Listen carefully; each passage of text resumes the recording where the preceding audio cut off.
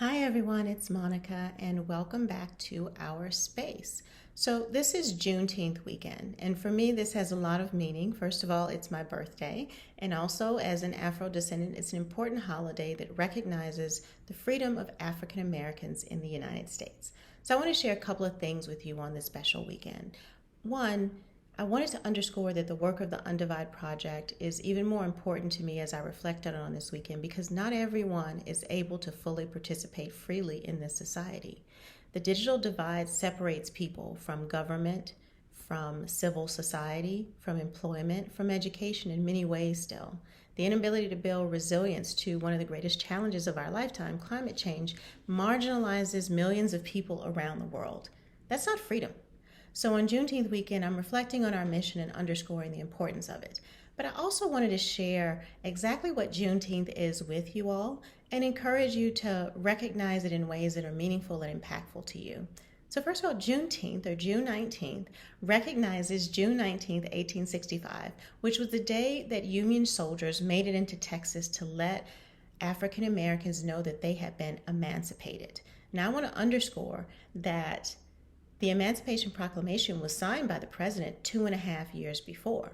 Because of a number of structural challenges, there not being enough Union troops to enforce the law in Texas, resistance from a number of actors in the South, and just the simple fact that things didn't go viral back in the 1860s and the amount of time that it took for the news to travel to people. It was 2.5 years later. People were not free for 2.5 years longer than they needed to be because of the way that the communication was challenged. So on this weekend, now that it's a federal holiday, we're going to see all kinds of things. We're going to see sales, we're going to see products, we're going to see all kinds of merch and all kinds of commentary that might detract from the true meaning of this.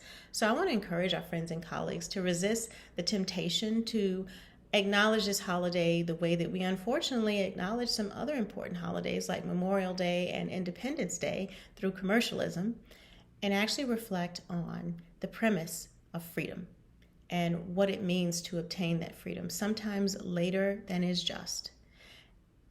I would challenge you to learn more about the holiday. There's an entire foundation that's been working on having this be recognized properly for decades. It's called the Juneteenth Foundation. It can be found at juneteenthfoundation.org. Learn more about the state of people who are not free today. Yes, I am wearing my abolitionist t-shirt today intentionally. Check out the Modern Slavery Project. Read more about humanitarianism. Read more about other works to protect civil liberties and help people fully be a part of the society and fully be free. Now, knowing that, it's still a great weekend and I hope that you do have some fun. And I will be back talking more about digital divide and climate resilience at another time. But for now, have a great weekend and check out all the work we're doing on undivideproject.org and on social media at Undivide Project.